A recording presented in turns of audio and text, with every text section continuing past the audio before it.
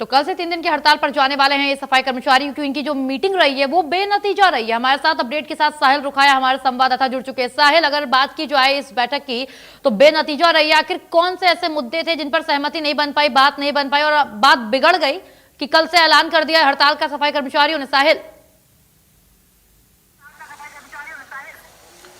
बिल्कुल, सरकार और सफाई कर्मचारियों के नेताओं के बीच आज 7वीं दौर की बैठक हुई है। इससे पहले भी कई बार बैठकें हो चुकी हैं, लेकिन सोल्यूशन जो है वो नहीं निकलकर सामने आया।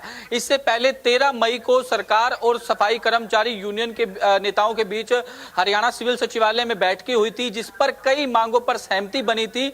लेकिन कर्मचारी नेताओं का आरोप यह है कि जिन मांगों पर सहमति बनी थी उस पर सरकार की ओर से कोई डिसीजन जो है वो नहीं लिया गया। आप तस्वीरें मैं आपको एक बार पहले दिखा देना चाहता हूं कि आज सफाई कर्मचारी यूनियन का एक डेलीगेशन सरकार के साथ वार्ता करने के लिए पहुंचा था। नगर पालिका कर्मचारी संघ के जो राज्य प्रधान है नरेश शास्त्री, उनकी अगुवाई में आज बैठक हुई है। कई घंटे बैठक चली है, लेकिन आज की बैठक में भी कोई सोल्यूशन जो है वो निकलकर सामने नहीं आया। तो ऐसे में कर्मचारियों की ओर से डिसीजन लिया गया है कि कल से 3 दिन की हड़ताल पर पूरे प्रदेश में सफाई कर्मचारी जो है वो चले जाएंगे। तो ऐसे में सफाई व्यवस्था चरमरा जाएगी। हमारे साथ नगर पालिका कर्मचारी संघ के प्रेसिडेंट नरेश शास्त्री जी मौजूद है। शास्त्री जी, एक बार फिर से आप हड़ताल पर जा रहे हैं। इससे पहले भी आपने हड़ताल करने का ऐलान किया था, लेकिन सरकार की ओर से वार्ता बुला ली गई। तो ऐसे में अब कल से आप हड़ताल पर जा रहे हैं, तो आगे की रणनीति किस तरीके की रहेगी? आप एक तो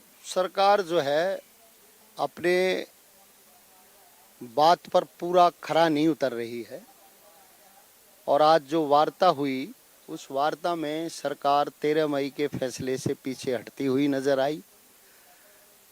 और 6, 7, 8 की हमने पूरे हरियाणा में हड़ताल की काल दी हुई है, जो कल से हड़ताल शुरू हो जाएगी और 3 दिन हड़ताल रहेगी।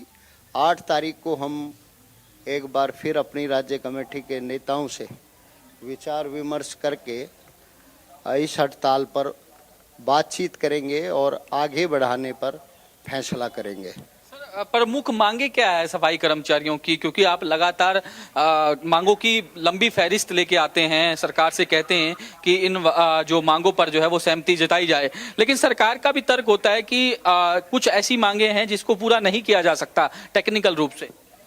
एक ही मांग पत्र है, फायर का भी, नगर पालिका कर्मचारी संघ हरियाणा का भी, जिस पर 7 दौर की वार्ता हो चुकी है। आज हम कोई मांग पत्र लेके नहीं आए। जो 13 मई को फाइनल बातचीत हड़ताल के दौरान हुई थी और उसमें सरकार ने जो हमसे सहमति बनाई थी, कच्चे कर्मचारियों को पक्का करने पर सहमति बनी थी। सरकार ने 30 जून तक पत्र जारी करने का हमसे वायदा किया था।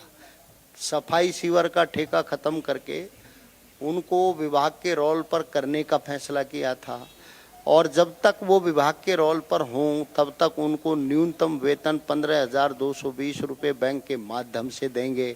ESI EPF का लाभ देंगे, उनका रजिस्ट्रेशन करेंगे।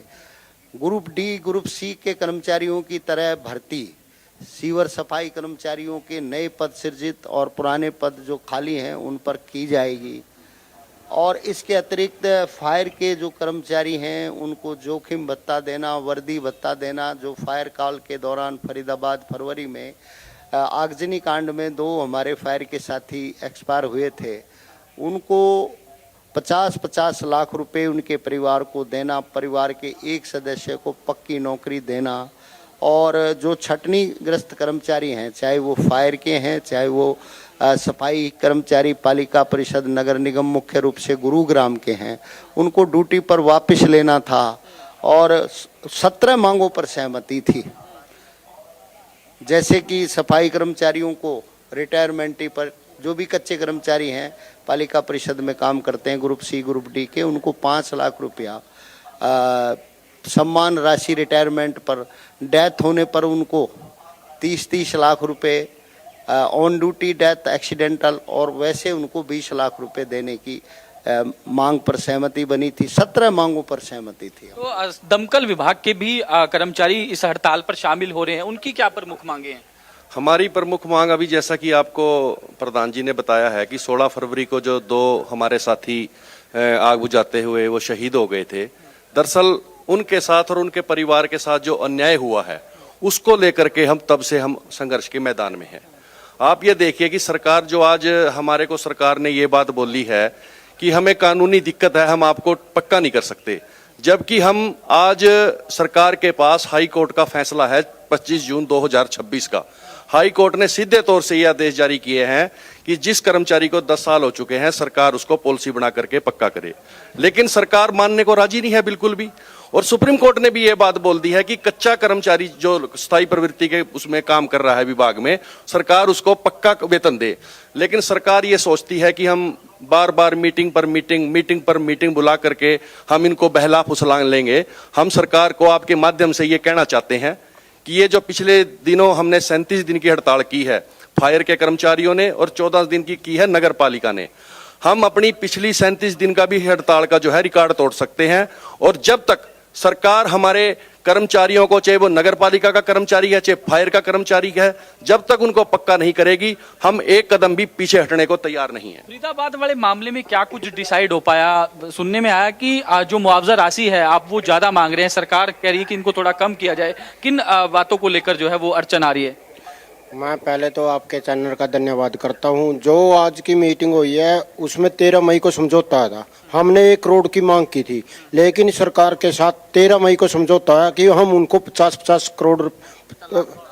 लाख रुपए देंगे, लेकिन सरकार ने अभी तक उनके खातों में 30 लाख रुपए दिए हैं।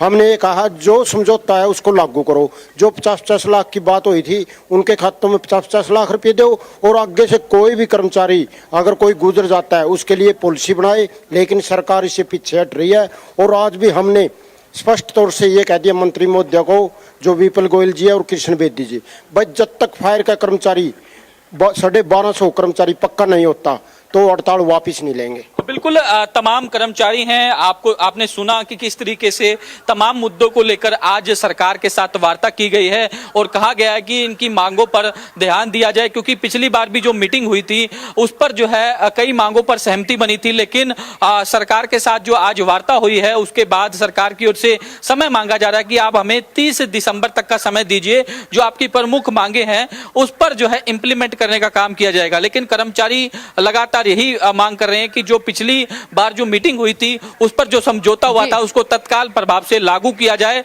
नहीं तो कल से 3 दिन की हड़ताल जो है वो सफाई कर्मचारी जो है वो करने जा रहे हैं। तो ऐसे में अगली आंदोलन की रणनीति जो है वो 8 अगस्त को जो है वो तय की जाएगी और आगे हड़ताल जो है वो कंटिन्यू भी जो है वो हो सकती है। तो ऐसे में अगर हड़ताल पर सफाई कर्मचारी जाते हैं तो प्रदेश की सफाई व्यवस्था जो है वो कहीं ना कहीं बिगड़ जाएगी, हालात जो है वो कहीं ना कहीं खराब हो जाएंगे। तो ऐसे में देखने वाली बात ये होगी कि सरकार इस पर अब किस तरीके का डिसीजन लेती है। क्या फिर से जो है सफाई कर्मचारियों को वार्ता के लिए बुलाया जाता है और क्या कुछ इस पर डिस्कशन किया जाता है, इसका इंतजार जो है वो हमें आज शाम तक करना होगा। नहीं तो कल जो है वो बातचीत आपने साहिल की है, नाराजगी तो साफ समझ में आ रही है इन सफाई कर्मचारियों में। इनका ये कहना है कि जो हमारी बातें हैं उस पर सरकार से सहमति बन नहीं पा रही है, सरकार हमारी मांगों को मान ले, विरोध नहीं करेंगे, हम नाराजगी जाहिर नहीं करेंगे। अब देखना यह है कि क्या कल से 3 दिवसीय इनका हड़ताल शुरू होता है या सरकार कल कुछ त्वरित फैसला लेते हुए इनकी बातों को मानती है या किसी जाकर के किसी